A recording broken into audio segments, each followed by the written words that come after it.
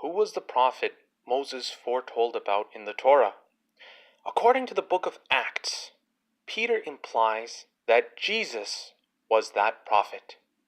Peter states, Moses said, "The Lord God will raise up for you a prophet like me from among your brothers."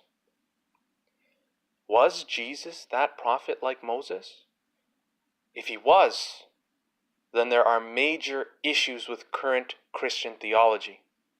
If Jesus was that prophet like Moses, then Jesus cannot be God.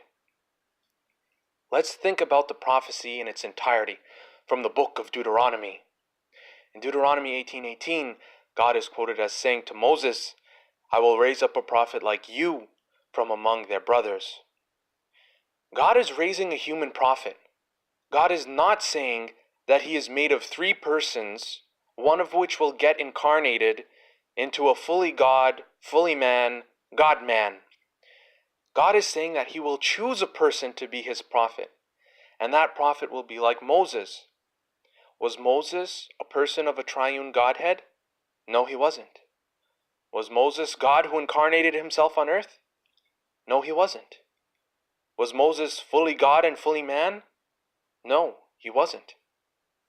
The only way this prophet can be like Moses is if he was human like Moses, a human who God revealed his message to.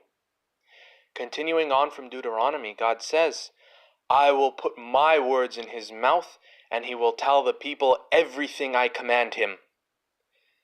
The words of this prophet aren't his own. Rather, God is telling him what to say. And this prophet must do what he's commanded to do. This prophet isn't co-equal with God. This prophet is subservient to and a servant of God. Continuing on, "I will personally deal with anyone who will not listen to the messages the prophet proclaims on my behalf." Again, this prophet isn't God. He is a messenger who proclaims on behalf of God. If Jesus was the prophet like Moses, then Jesus cannot be God.